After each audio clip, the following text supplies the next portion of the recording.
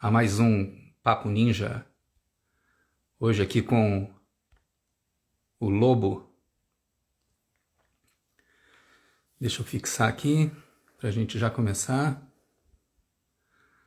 Vamos falar sobre literatura, a literatura como quadrinho, a literatura e os quadrinhos, né? Atenção. Vamos fixar aqui.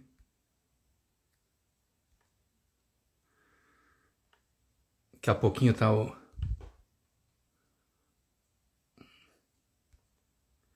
chegando aqui o Lobo. Atenção.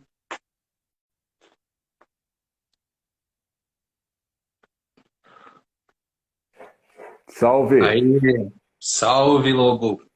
Como está? Tudo bem? Tudo bem, e você? Maravilha. Então, vamos lá para um Papo Ninja, mais um Papo Ninja, literatura. E então, essa noite a gente vai conversar aí sobre a criação de quadrinhos, a escrita de quadrinhos, né? A gente está aqui fazendo essa brincadeira chamando de literatura, né? Afinal, não deixa de ser literatura, né? Arte sequencial, arte no tempo, né? Narrativa, e nada melhor do que a gente conversar com o Lobo, essa figura que tem uma experiência muito bacana, né? Como escritor, né? Como roteirista, né? Do Copacabana, depois a gente vai conversar um pouco sobre esse livro, e também como editor, né? De várias aí iniciativas. Atualmente é editor da Molus Comics.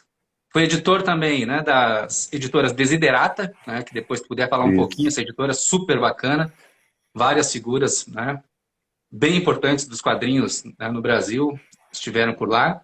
Barba Negra, Jabutizado também, né, ganhou o primeiro prêmio Jabuti na categoria quadrinhos, ou seja, não havia essa categoria quadrinhos, antes tínhamos já algumas, né, figuras que tinham ganho, mas não na categoria específica de quadrinhos, isso em 2017. Isso é um Isso. reconhecimento muito importante, né, da Câmara Brasileira do Livro, um reconhecimento do mercado, né, sobre a importância dos quadrinhos e, né, tu ganhou esse prêmio lá em 2017 pela edição de Castanha do Pará, né?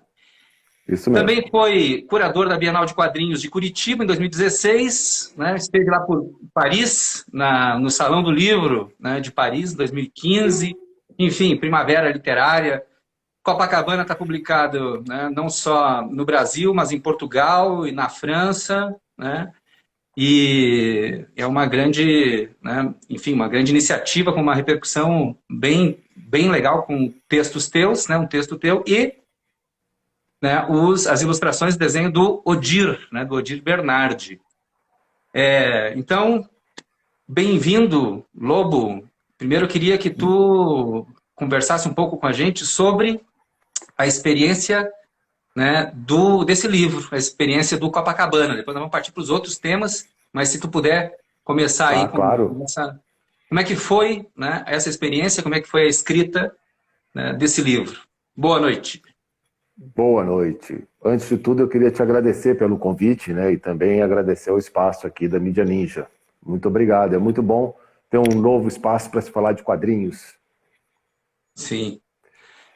Então, fale para nós aí como é que foi essa experiência, que foi longa, né? Foi um tempo grande de vivência. Tu foi morar no Rio de Janeiro, né? E foi Sim, morar, sim. enfim, e passou ali uma temporada bastante grande no submundo, né? De De Copacabana. Copacabana. Como é que foi isso? E conta um pouco da história, né, do teu livro aqui para os nossos ninjas. Tá legal. Copacabana tem muito a ver com a minha experiência de vida, né? Com a minha necessidade de escrever bom, inicialmente eu me mudei, eu era do interior de São Paulo e eu morava em Botucatu, numa cidade do interior de São Paulo, e me mudei para o Rio de Janeiro para estudar comunicação. E Uhum. nesse meio tempo era um mundo que não havia internet, né? A informação circulava muito lentamente. E eu queria fazer quadrinhos, escrever quadrinhos, mas não sabia muito bem como, e aí também não sabia muito bem o que escrever. né? E Copacabana, e fui morar em Copacabana, no Rio de Janeiro. E como eu tenho muita dificuldade, eu sou muito ansioso, tenho muita dificuldade de dormir de noite, era muito comum eu sair na praia de Copacabana para caminhar. Eu subia a praia toda, descia toda e voltava para onde eu tinha saído, que era ali no posto 4, para me cansar e poder dormir. E nessas caminhadas eu comecei cada vez a caminhar mais devagar, né? Cada vez pensar menos em dormir cedo e mais em olhar o que estava acontecendo. Comecei a observar a vida noturna de Copacabana. Eu E tinha uns acontece 18, muita coisa, né? 19 anos e acontece muita coisa, muita coisa. E cada vez as minhas caminhadas foram ficando mais lentas, mais lentas, mais lentas, até eu simplesmente estar caminhando para olhar, né? Não era mais um caminhar para dormir, para chegar em casa cansado e desmaiar. Uhum. Comecei a observar e participar daquele universo todo. E aí começou a anotar e escrever, né, enfim, descrever cenas, né? Tem uma coisa muito de Pois vivência é, e a tem, construção tem. das personagens centrais ali, né? Fala para nós um Nessa pouco época, dessas figuras aí. como eu tinha muita dificuldade de dormir de noite, às vezes eu ia para um tipo de pré-McDonald's que tinha no Rio de Janeiro, o Gordon, na Nossa Senhora de Copacabana, que ficava aberto 24 horas. Eu ia para Uhum. lá, comia um sanduíche, tomava uma Coca-Cola e eu ficava treinando fazer roteiro de quadrinho, adaptando os contos do Chekhov para quadrinhos. Eu era Ó, apaixonado por Chekhov, quem só que eu também não? não sabia fazer roteiro. Quem não, né? É difícil de... Alguém tem que não ser para ele não ser uma unanimidade burra, né, cara? Mas Exatamente, assim, um mimo da natureza, Anton Chekhov. exato. E aí eu ficava adaptando os contos dele para quadrinhos, tentando achar como seria isso, porque eu nunca tinha visto um roteiro de cinema, de Uhum. quadrinho, então eu não fazia a menor ideia. Uhum. E nisso tudo eu comecei a caminhar por Copacabana, eu comecei a ouvir histórias, né? Uhum. E chegava em casa, achava aquilo interessante e anotava essas histórias, né? Sim. Conta para nós E aí, eu, então, um resumo aí do Copacabana, para o pessoal ter um pouco a ideia desse livro. Super bacana. Copacabana conta o dia a dia, a vida de uma trabalhadora sexual, da Diana, que é uma mulher negra, prostituta, que ganha a vida na Avenida Atlântica. Então ela mora ali por Copacabana, né, na Domingos Ferreira. Eu tentei posicionar ela até no Edifício Master, que na época que eu morava no Rio de Janeiro, o Edifício Master, Uhum. eu tinha um amigo meu lá que ele dividia, ele tinha uma vaga, ou seja, era uma cama. E ele tinha que sair daquela cama numa determinada hora do dia, porque daí as prostitutas chegavam de manhã para dormir Uhum. de dia. Então, tipo, ele tinha uma vaga numa cama. Né? Sim. E essa história me impressionou muito, né, cara? Imaginar essa rotatividade de gente numa cama. Uhum. E aí eu fui. A história se passa toda ali ao redor, né, da Avenida Atlântica, ali por volta da Santa Clara, aquele percurso Sim. da Help até a Prado Júnior, onde tem as boates, né? E era Uhum. aquilo tudo que eu ia caminhando, vindo as histórias, e com o tempo comecei a conversar com as pessoas, conhecer todo mundo, É um clima de enfim. submundo e um clima no ar, né? Um clima, assim, É, ele é totalmente, né, noturno, policial e super, super legal, né? Uma atmosfera, uma atmosfera assim, instigante e ao mesmo tempo, enfim, com violência, mas também, né, uma coisa, uma relação muito interessante, bonita, né, entre as duas personagens. Como é que é a questão sim, dessa, né, da passagem do texto para a imagem, né, da conexão de uma coisa com a outra? Porque tu criar uma personagem é uma coisa, mas depois tu vê, né, tu teve outra figura que antes, né, tu trabalhou e depois tu trabalhou com o Odir, né, que sim, finalmente foi com quem tu conseguiu essa parceria para enxergar as personagens. Como é que é essa sim. passagem, né, do texto, da palavra mesmo, dos, né, 26 símbolos ali para a imagem no quadrinho, né? Cara, isso, quando eu comecei a escrever Copacabana, em 1989, 90, não havia nem mercado de quadrinho mais. O mercado editorial tinha sido soterrado em algum daqueles planos econômicos que eu já nem me lembro mais. E não Sim. tinha mais nada na banca, não se produzia mais nada. E foram uns 10 anos até a coisa começar a engrenar de novo. Uhum. E nesse começar a engrenar de novo, eu conheci o Odir, Por acaso, essa é uma história muito engraçada, eu conheci o Odir numa viagem de ônibus, eu indo de ônibus de Porto Alegre, do Rio de Janeiro para Porto Alegre, ele entrou em São Paulo indo para Rio Grande no ônibus. E a gente conversou ali, e a gente ficou amigo, trocou cartas, e enfim, e depois a gente se perdeu. E eu descobri ele de novo quando eu estava fazendo uma revista de rock em quadrinhos chamada Mosh. Ele tinha um personagem que era Old Moose, que era uma musa do jazz, uma mulher toda enigmática, um personagem muito interessante. E aí ele publicou na revista, a gente voltou a conversar. E eu gostava muito do preto e branco do Odir, aliás, adoro o preto e branco do Odir. E, enfim, um dia eu propus para ele, falei, pô, eu tenho um roteiro aqui que já ia ser desenhado pelo Caco inicialmente, que é um amigo meu aí do Rio de Janeiro, um grande ilustrador também. Só que aí aquela coisa, né? O Caco trabalhava, enfim, não tinha mercado de quadrinho. Para que você vai desenhar 180 páginas de um livro se você não tem editora para publicar, não tem gente para comprar? Né? Não era exatamente uma coisa muito sedutora. E aí, na época que eu conversei com o Odir, o mercado estava voltando, estava começando, e eu tinha sido chamado para editar quadrinhos pela Elisa, né, da Blux. Ela tinha uma editora chamada Aeroplano. E, enfim, comecei a pensar a possibilidade de editar quadrinhos por ali. E nessa mesma época, falei com o Odir, e o Odir, por coincidência, estava indo morar no Rio de Janeiro, na semana seguinte, e para trabalhar numa editora. E aí já incluiu no roteiro nas andanças por Copacabana. Exatamente. Aí ele falou, quando eu chegar aí a gente conversa. Eu mandei o roteiro para ele, ele leu lá. Na semana seguinte encontrei com ele no Baratos da Ribeiro, lá no Sebo, em Copa. A gente ficou conversando e ele falou, tia, olha só, adorei a tua história, quero desenhar, e eu vou trabalhar numa editora aqui, a Desiderata, e a dona da editora quer comprar os direitos desse roteiro, quer produzir isso. Eu falei, que isso, cara? Como assim? Foi muito louco, né? O jeito que as coisas aconteceram. E aí eu falei, na Desiderata como... Aí assim, foi meio isso, né? Como editor, e como é que é esse ambiente que tu participou ali, que, enfim, foi de retomada, né? Do editorial, digamos, né? Dos quadrinhos do Brasil, né? Conta um pouco pra gente que período é esse, como é que tem essa retomada, como é que ela acontece. Várias figuras passaram por lá, né? O Alan Sieber, né? Sim. Né? Assim Rasteja a Humanidade, né? O Preto no Branco, se eu não me engano. Isso, né? Fez Preto no Branco. Existe Sexo Após a Morte, do Adão. O Adão e Tufos Garay. Legal. Né?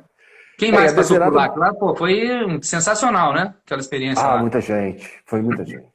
A gente fez um trabalho muito maneiro na Desiderata. A Marta Batalha tinha começado a editora com os livros institucionais, aí ela fez o Pasquim. Né? Essa edição do Pasquim era uma edição incentivada também. Fez aquele volume branco primeiro. Sim. E foi um sucesso, né, cara? Vendeu tanto que aquilo fez a editora. Aquilo deve ter vendido uns 30 mil livros. Assim, que para quem está começando é muito livro. Sim. Né? E aí na Desiderata tu foi fazendo essa, né, te ambientando mais na questão editorial, né? Isso. E enfim, como é que tu vê assim essa trajetória, né? Eu quero dizer assim, a trajetória dos quadrinhos, né? A partir de que ano é essa retomada? Como é que isso avança ou não? Como é que tu tá vendo assim né? Entendi. Essa linha histórica. Nessa época, cara, eu não sei as datas direito, mas devia ser 2008, 2009, por aí. Eu sou péssimo de data. O mercado de quadrinho estava muito ruim, não tinha mais banca praticamente, e o quadrinho não havia migrado de fato para a livraria. Ele estava naquele... Não sabia se era exatamente qual era o seu lugar, né? Se era livro ou se era...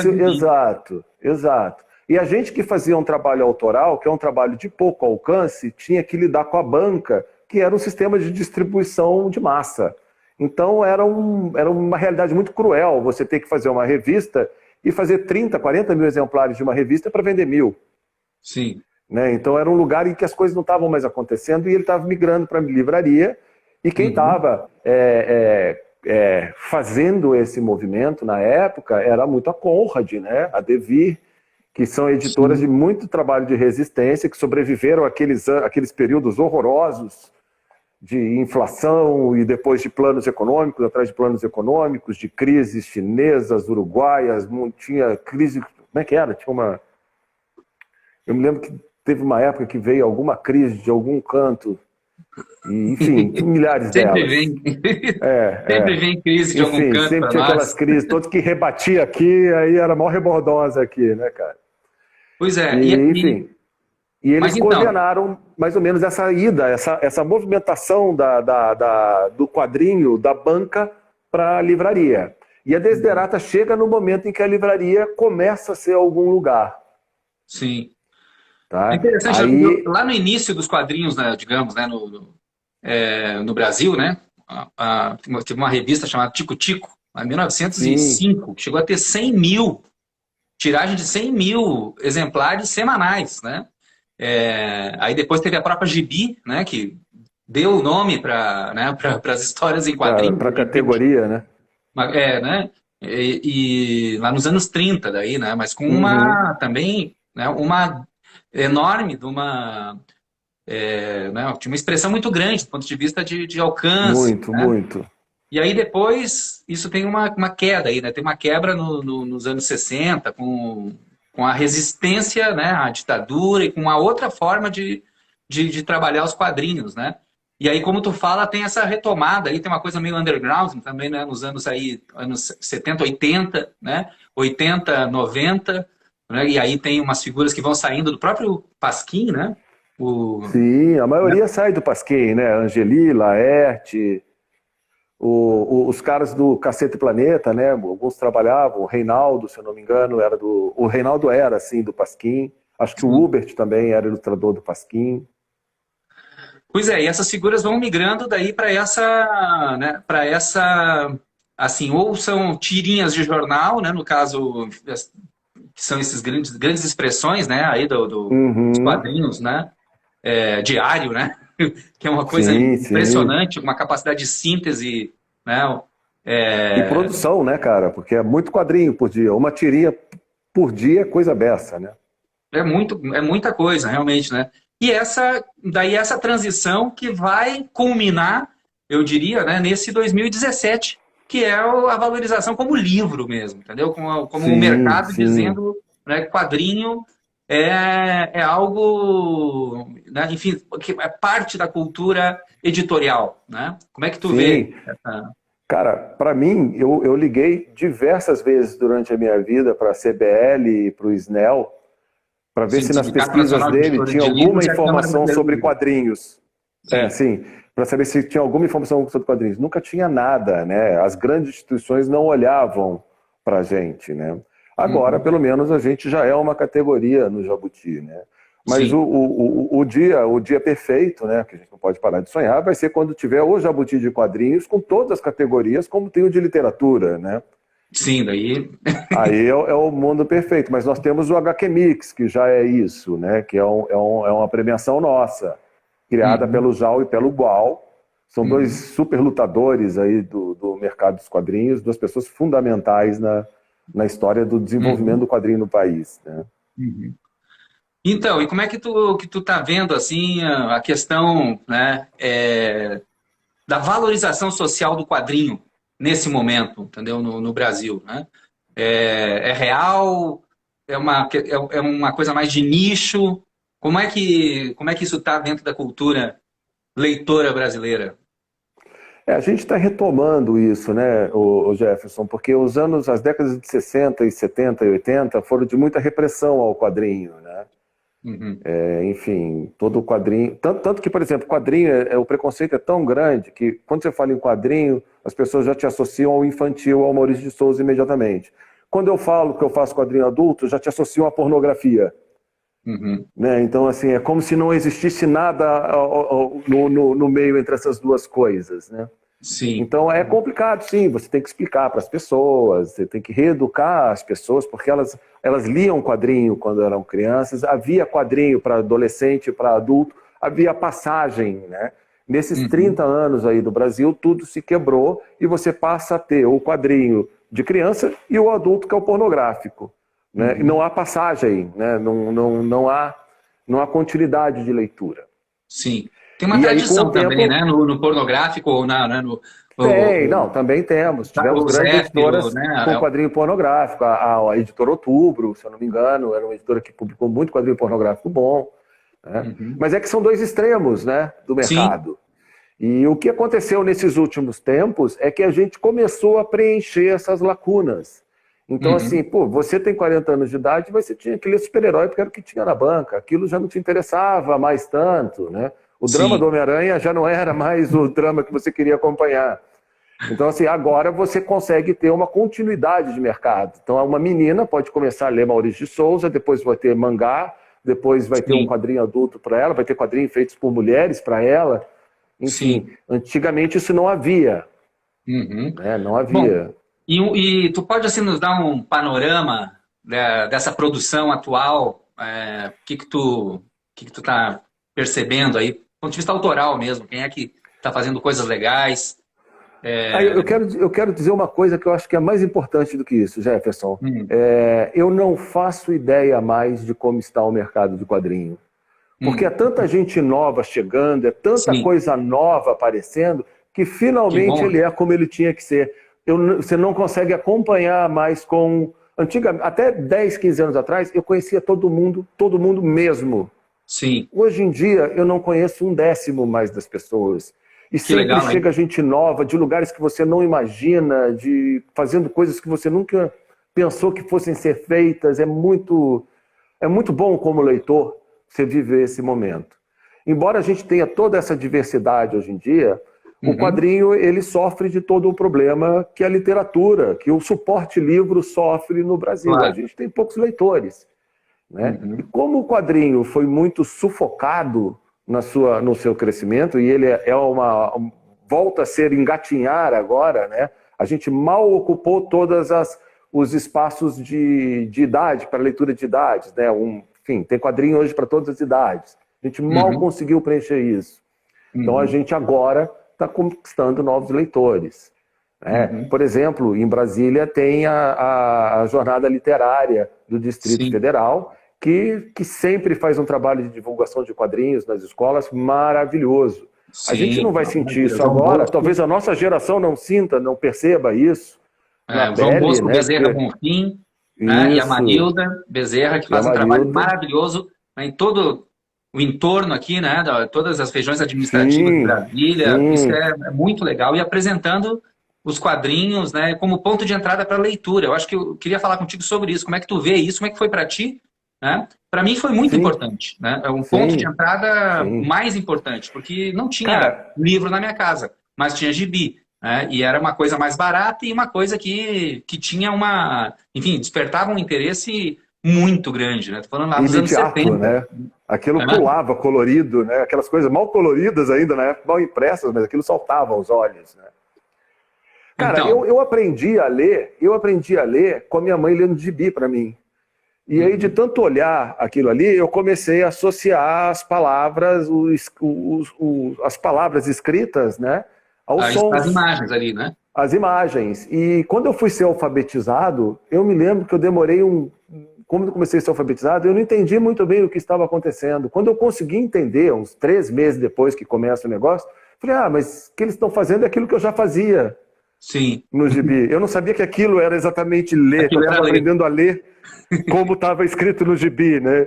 Até a Sim. hora que eu consegui juntar a informação suficiente, falei, mas isso aí é aquilo ali que eu já sabia, né? Uhum. Que esse método de silabar é muito estranho, né, cara? Porque até você conseguir se entender nele, Sim. Mas é uma questão muito interessante que vai gerando uma cultura da leitura, vai gerando um prazer do texto, né? sim, A leitura não é sim, uma coisa chata, obrigatória. Então é algo que vai funcionando, né? Para a decifração, digamos, da máquina, né? A máquina da escrita, né? Humberto Eco exato, tem exato. aquela frase que eu gosto muito, né? Que o texto é uma máquina preguiçosa esperando que o leitor faça a sua parte. É uma máquina pesada e Uhum, preguiçosa. Agora, quando ele é associado à imagem, no caso de livro infantil, e quando é associado à imagem, no caso de quadrinho, né, ele vai ajudando a esse mecanismo né? Então Ela ele ganha vai uma... te empurrando para frente, né? Só que tem uma Sim, e coisa ganha que velocidade, né? Oi? A tua leitura ganha velocidade. Você consegue, você lidar ganha multiplicidade também, porque você passa a lidar com outros símbolos que não só Claro, o alfabeto, né? Então é exatamente. tudo muito mais rápido, aquilo começa a fluir gostoso, né? Exato. Tu vai aprendendo a ler na horizontal, a ler né, É, a história sequencial, mas também tu vai aprendendo a ler o espaço, né? Tu vai aprendendo a ler a imagem, a imagem, né? Isso é texto e muito imagem. importante. O que nos dias de hoje deveria ser incentivado, né, cara? Porque é muito comum você perceber pessoas com analfabetismo visual, né? Sim. Ainda mais gerações mais velhas, quando minha mãe vai lidar com o celular, ela tem dificuldade de entender as coisas, porque não teve essa continuidade do estudo visual que o quadrinho começa a te proporcionar, né? A Sim. intimidade com a leitura. É, nos anos 70, lá, 77, meu irmão rodou, não passou de ano, e o meu pai pegou a nossa caixa de gibis, e era uma coisa maravilhosa. A gente passava a vida inteira em cima daqueles. E ele botou fogo na caixa de Ah, gibis, meu Deus. porque aquilo ali é que estava atrapalhando a vida, a vida É... dele, entendeu? Pô, Ele só cara, quer aquilo foi um saber de ler troço, gibi. é um terror, cara, sabe assim, porque, Ah, horrível. nossa, eu lembro daquele dia assim com uma tristeza, né? Porque meu pai é falecido já, morreu agora há pouco tempo, há 2 meses. Mas É, sinto muito. esse preconceito, né, com o gibi dos pais e, enfim, que revela uma coisa tipo isso não é útil, né? Isso não vai passar um conteúdo sério, né? E isso vai te É, atrapalhar na vida, né? Tu acha que segue essa eu não sei ideia? se foi você que eu ouvi falando outro dia, mas essa coisa de que o livro, né, a literatura tem que ter utilidade, né, cara, é muito louca, né? E ela Eu até falei tem uma negativamente em relação a utilidade. isso, é claro, né? Ela faz a tua imaginação funcionar, ela aumenta a tua capacidade de associação de ideias, né? Mas não é uma coisa objetiva, né? Não, Não é então, uma utilidade bateu, valeu, né? embora seja a coisa mais útil, porque quanto É. mais tu tiver, né, uma capacidade de leitura do mundo, Do pô, mundo, muito mais mais amplia rápido, teus né? repertórios e tua capacidade de Claro, interferir, né, no mundo. claro. Cara, Mas você sabe então, que a primeira revista o dia que eu entendi que eu gostava de quadrinho de fato, foram duas vezes. Uma vez eu tinha uns 7, 8 anos e minha mãe costumava jogar fora os meus gibis também, que ficavam numa gaveta. Ou trocava por novos. E tinha opa, alguns que eu gostava muito, né, cara? E aí eu sofria muito com essa troca, com essa coisa, que não era sim. uma coisa perguntada, não era combinada comigo. Um dia ela resolvia fazer. E aí um dia eu tinha um Zé Carioca, que era todo desenhado estranho, que depois eu descobri que era desenhado pelo Canini, um gaúcho aqui do interior do Rio Grande do Sul.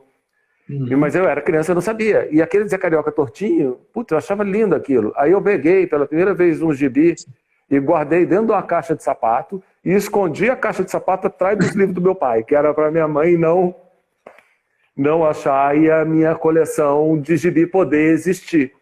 É. Uma Esse outra foi o coisa que eu meu... queria entrar ainda nesse universo dos quadrinhos é a questão da representação, assim, meio que é um declínio do gosto pelo herói, né? E é uma coisa que tem a ver com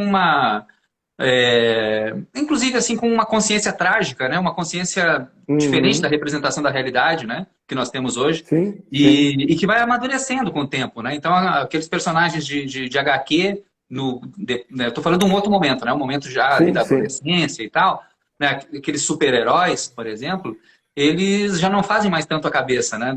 De todo mundo, em função, né? De uma transformação em como a gente vê, né?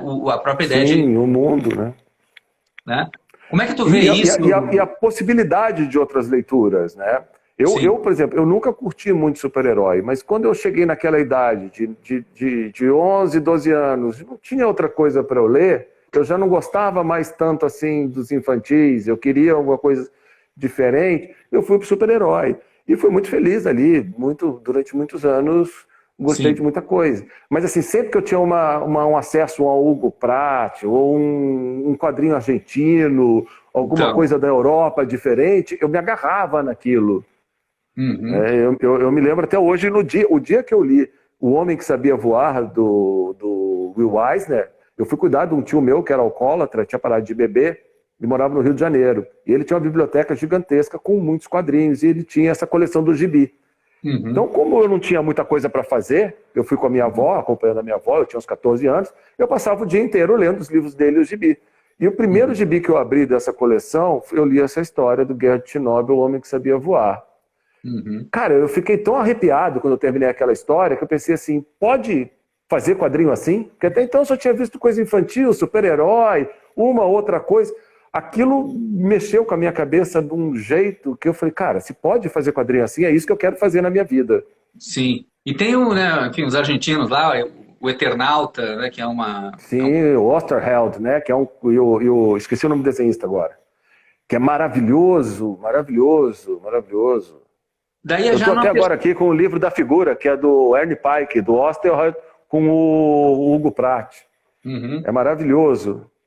Então, essa cena ali latino-americana, mas mais especificamente argentina, né, também bebe muito da tradição literária argentina, né, de uma Sim, literatura também. reflexiva, uma literatura menos, enfim, digamos assim, uma literatura menos comercial, mais autoral, né, e com acento na linguagem, né, Cortázar, Sim. Borges, e isso nutre, né, essa perspectiva da literatura.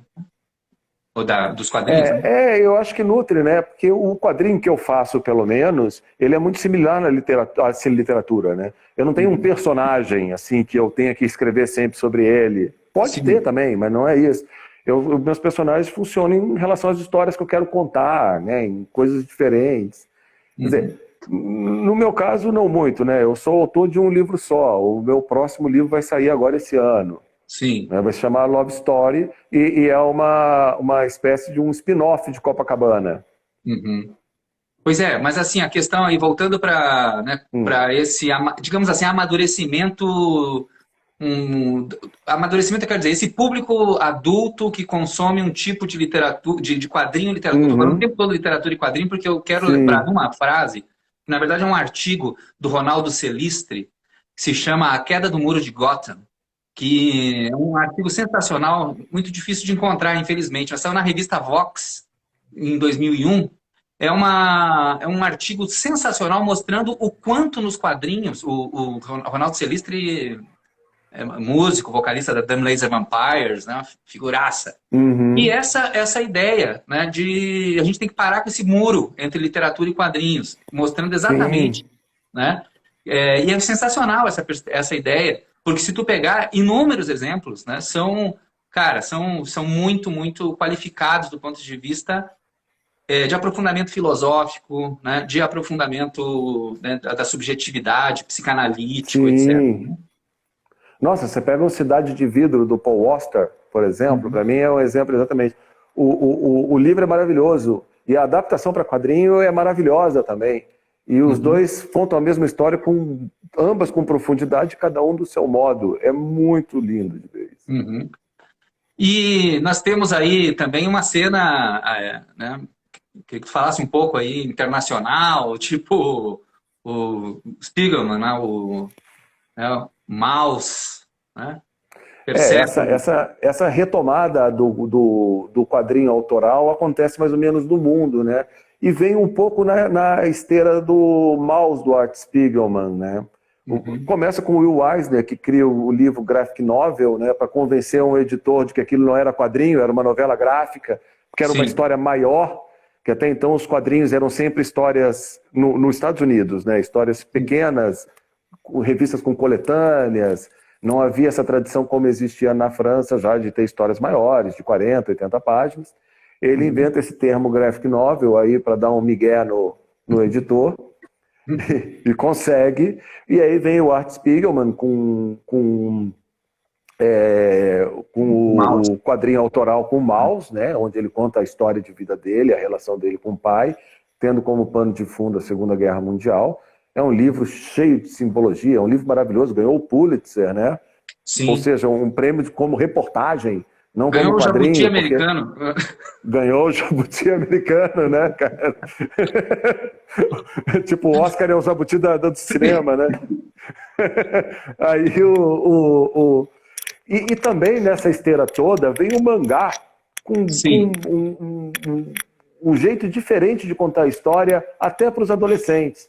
O quadrinho americano, ele sofre, o super-herói sofre um pouco daquela coisa de Dia da Marmota, né? Os personagens não envelhecem, eles estão sempre vivendo as mesmas questões o tempo todo. E o mangá veio com essa perspectiva literária de que o personagem, ele amadurece com a história, ele se modifica com a história. Sim. Né? E mesmo que sejam aquelas histórias infinitas que não acabam com 100, 200, 300 gibis. É impressionante. Enfim, Tá fazendo um ruído o personagem aí, tá vivo. Tá fazendo para aí. ruidinho ali, ó. Deve Mas ser a minha barba, porque eu tô falando e balançando aqui. Mas Aí o mangá também vem com... O mangá adulto chega no Brasil, né, como Cavaleiro Solitário e vários outros, e com um jeito diferente de contar histórias, né? Isso tudo muda muito o mercado. Sim. E uma vez eu tive no Japão e fiquei impressionado com livrarias gigantescas de mangá, né? A gente tem uma ideia assim meio equivocada de que é um pessoal super tecnológico, então já não tem mais nada em papel, não tem mais, né? Não tem mais nada, enfim, físico. E que nada. É uma coisa impressionante o quanto eles cultivam, né, o papel e a relação com o papel, né? Isso é algo... Até onde eu sei, o metrô tem um sistema de limpeza de mangá. Ah, é? Porque é tanto mangá que deixam jogado pelo metrô, porque ao mesmo tempo ele é de um papel muito vagabundo, né? Ele é papel reciclado, etc. Tal. Então o cara compra aquilo, lê e deixa no metrô. Então tem um sistema lá para retirar os mangás do metrô. Imagina, toneladas e toneladas de papel que não deve ficar por ali. Pois é. E tem também, né, a gente estava falando sobre essa relação entre literatura e quadrinho, tem as adaptações daí no Brasil, né, que surgiram algumas adaptações, né, nos últimos tempos aí, né, o Grande Sertão Veredas, né, do Guimarães Rosa com o Guazelli e o Rodrigo Rosa, Os Sertões, a luta, né, do Euclides da Cunha com o Carlos Ferreira e o Rodrigo Rosa também, né, e, enfim, temos aí essa relação também entre os dois lados, né, em livros que são, poxa, de fôlego, né, e lindos, né, são adaptações maravilhosas, né? Como é que tu vê a questão da adaptação no Brasil, para mim, é uma questão muito complexa. Ela surge de um jeito um pouco estranho para mim. Porque você pega um mercado... A primeira coisa foi o modo como as editoras conseguiram compreender a qualidade do quadrinho. Foi dar para elas uma alma literária, né? Olha, esse conteúdo literário é bom, então esse quadrinho vai ser bom. Isso eu não acho que seja exatamente um tráfico sadio de troca de público, né? Eu não acho que seja uma coisa muito... E acabou gerando assim, você trabalha no mercado em que ninguém recebe nada e que e todo o trabalho é um suor para sair, oferece uma quantidade grande de dinheiro para o cara adaptar uma obra para quadrinhos. E às vezes o cara não tem nenhuma relação com essa obra. Ele sabe fazer quadrinho, mas ele não tem uma relação com essa obra. Então gerou uma grande quantidade, para mim, de obras de qualidade duvidável. Né? Muitas muito assim, boas, daí, mas claro. são muitas, né? Daí, digamos assim, tem um conjunto enorme de adaptações que daí que são tipo assim, nada para lugar a sua nenhum. vida, sabe? Em vez de ler... Em vez de ler, uma coisa assim, ó, em vez de ler o quadrinho, que é mais fácil, é mais simples. E não é exatamente por aí, né? Adaptar uma obra é enfim, quando você olha uma obra como, sei lá, agora não me vem nenhuma na cabeça, mas enfim, sempre que a gente precisa de um exemplo, ele pula para fora. Mas assim, você tem que ter uma relação com aquilo. Por exemplo, eu sempre fui apaixonado por Tchekhov. Eu treinava a fazer roteiro adaptando Tchekhov. Eu ia adorar adaptar Tchekhov, porque Tchekhov, para mim, é uma das minhas principais referências literárias. Sim. E eu queria muito ver como aquilo ia ficar em quadrinhos. Eu queria muito entender, porque a linguagem, para mim, dele era muito, muito visual. Então, aquilo era uma coisa que me interessava muito. Eu achava que dava para transformar aquilo em quadrinhos de um jeito legal. Então, uma coisa que, para mim, faria sentido. Agora, se um cara chegar para mim e falar assim, cara, você quer adaptar a Lígia Fagundes Telles? Eu nunca li ela, eu não tenho relação com a obra dela. Então, assim, que não lê crônicas em coletâneas e revistas, coisas assim. Contos. Só que aí você oferece pro cara uma quantia de grana pro cara fazer aquele trabalho, eu falo, beleza, eu faço. Uhum. né? Só que não tem Bom, alma, né? Fica sem espírito. Então, assim, eu acho que foi um jeito meio errado de qualificar o quadrinho. Mas isso já mudou, né? Isso já mudou. Agora a gente tem muita coisa com muita qualidade. uhum. E o teu trabalho atual, né, como editor, eu queria que tu falasse da tua experiência atual, né? Tá, tem um Sim, lançamento. agora estamos. Agora sou editor da Molus Comics, em parceria com o Molusco. A gente lançou aqui o Molus Contos, que Uhum. é uma adaptação do universo dos vídeos do Molusco para literatura, e aqui fizemos um primeiro. Fizemos. Literatura não, né? A gente transformou os contos dele em prosa, né? E fizemos aqui no finzinho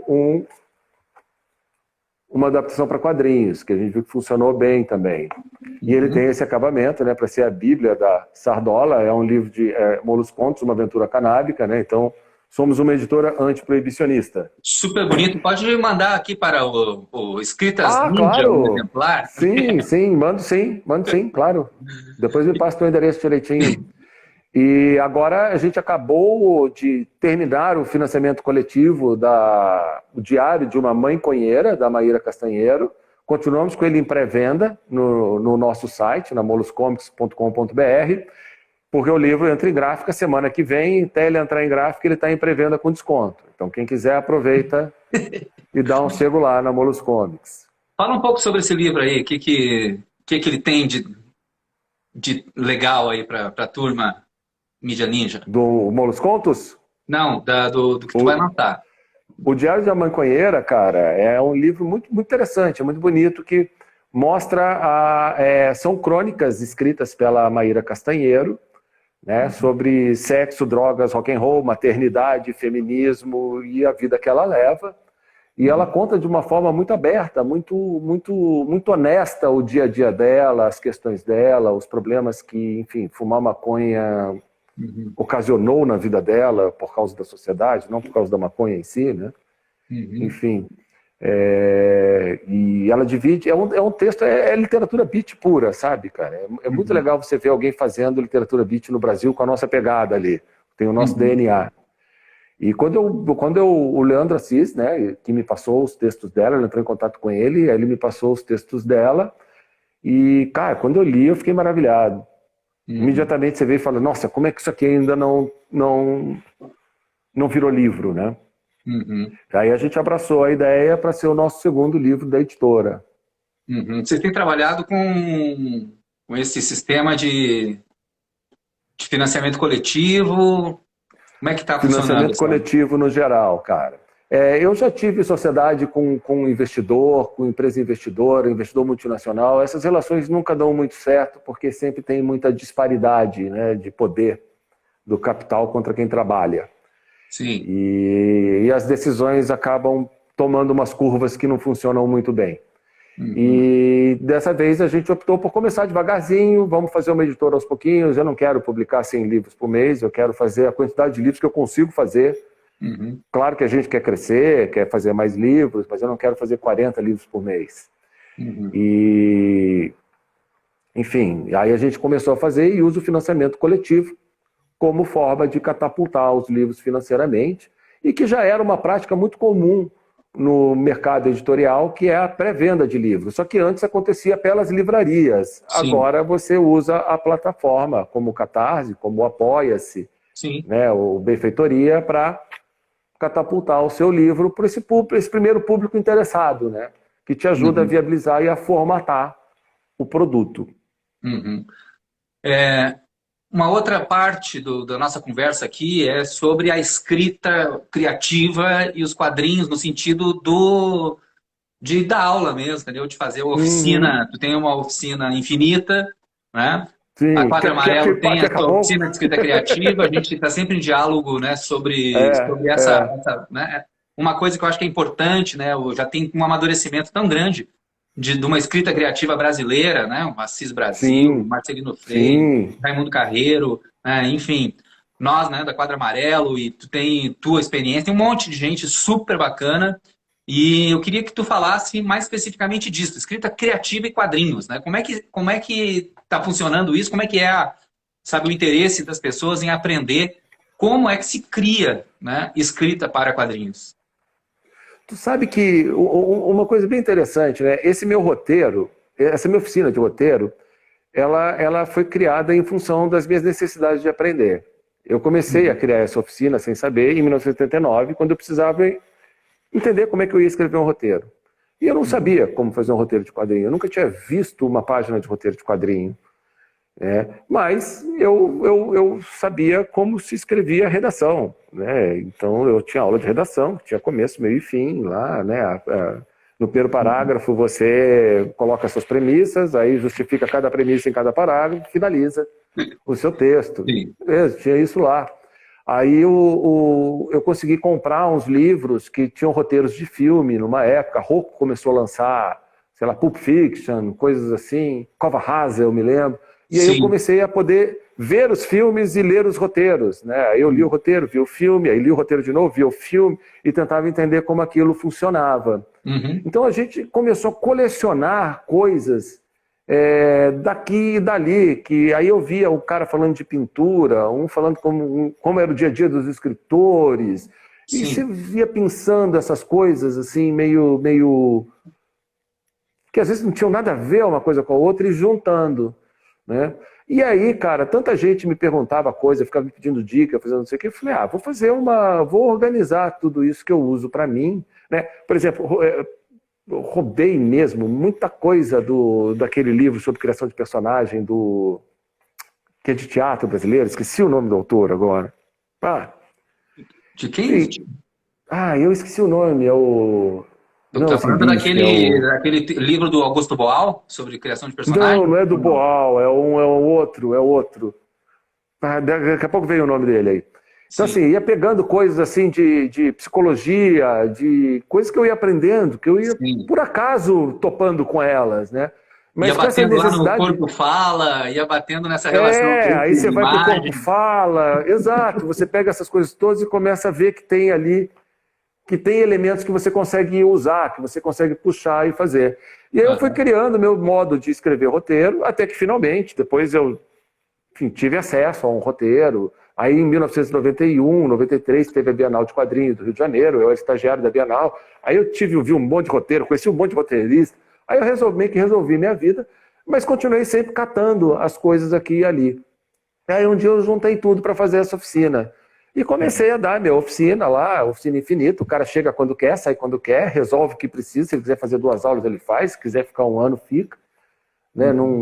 A gente vai tentando trabalhar cada aluno separado, porque cada um tem uma necessidade, mas cada um tem seu tempo de evolução e sua necessidade. E aí, quando eu comecei a estudar escrita criativa, eu vi que eu já aplicava muitos dos princípios da escrita criativa na minha oficina. Isso foi uma coisa muito interessante, porque eu nunca tinha ouvido falar em escrita criativa até uns 15, 20 anos atrás.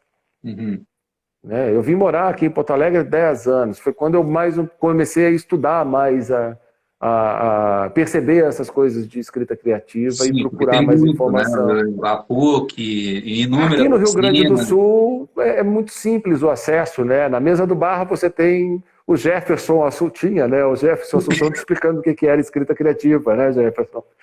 Então, cara, assim, o negócio é tão maluco que uma vez eu saí da garagem, do prédio, e bati de frente, assim, com o Pedro Gonzaga. 2 professores de escrita criativa, na mesma rua, se batendo de frente. Como é? Que pode, né?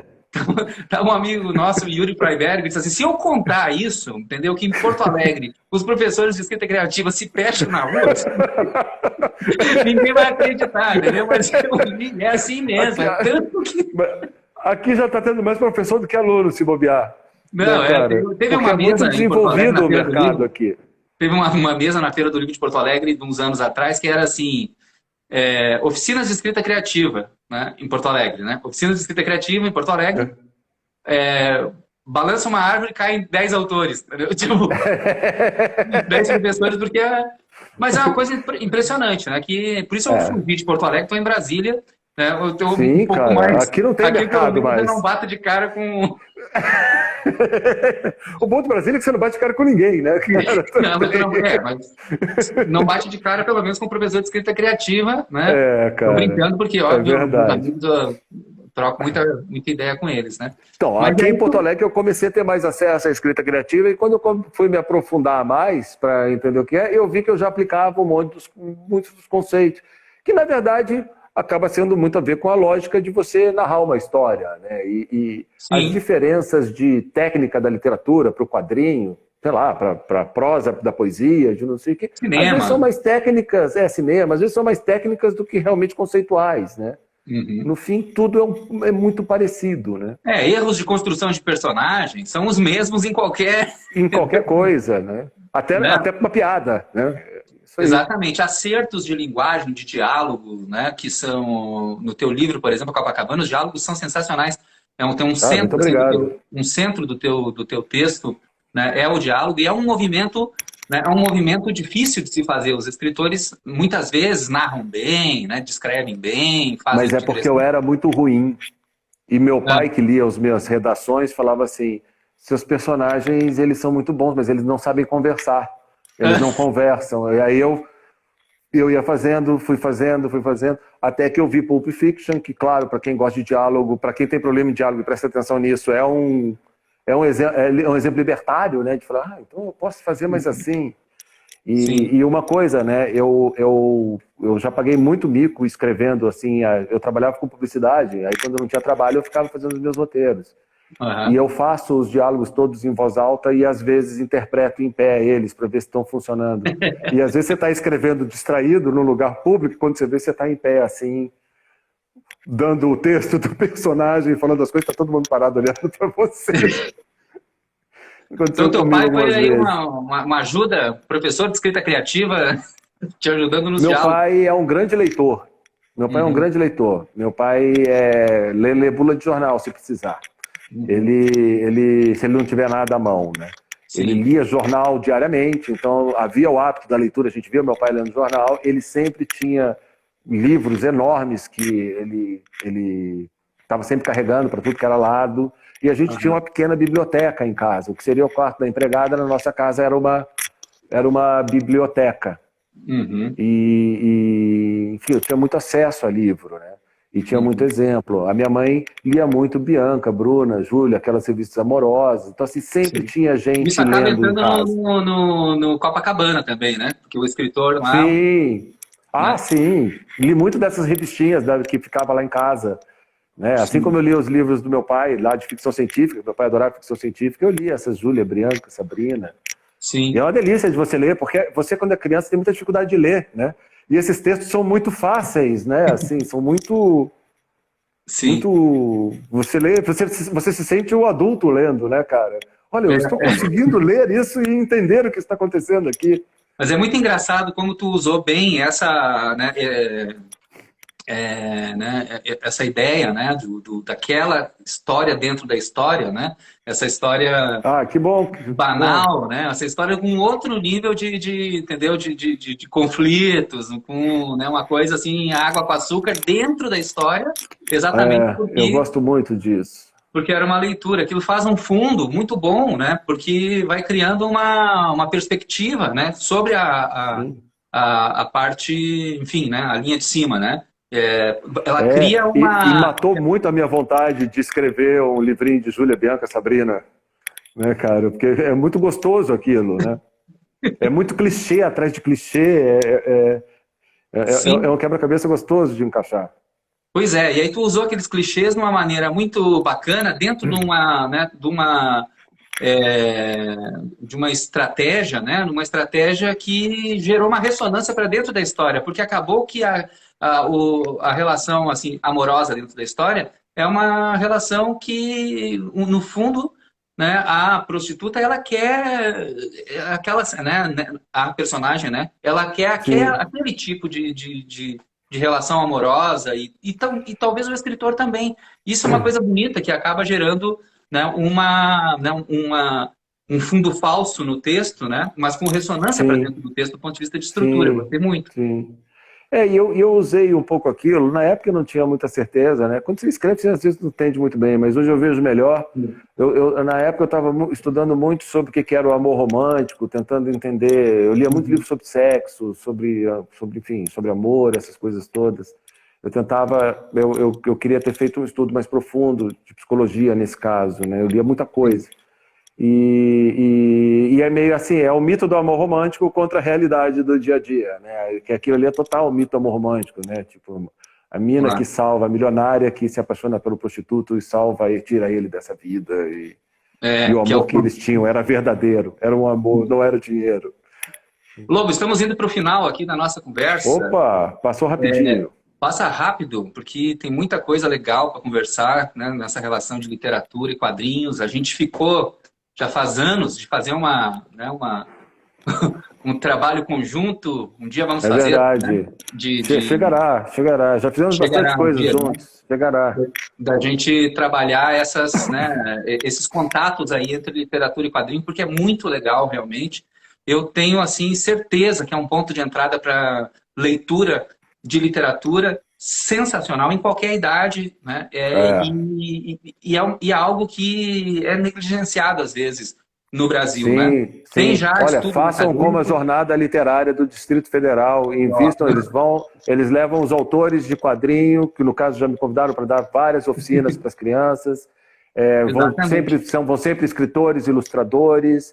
É muito importante você dar esse acesso, né, à linguagem dos quadrinhos para as crianças. Exatamente. Tem alguns estudos já acadêmicos, né, que falam sobre, né, tanto a história dos quadrinhos no Brasil, do ponto de vista da comunicação e do ponto de vista da literatura, né, quanto na perspectiva aí de uma sociologia da leitura, né, que me interessa muito também. O Brasil é um país com um déficit, né, muito grande ainda do ponto de vista de acesso ao livro, de acesso, né, e de políticas de leitura. Então é muito importante, né, que a gente enxergue esses pontos de entrada, porque eles são fundamentais, né, para a gente não ficar aí à mercê, né, de tanta leitura horrível, equivocada sobre a realidade, por falta desse instrumento fundamental que é, né, a leitura. Jefferson, eu tenho certeza que se investisse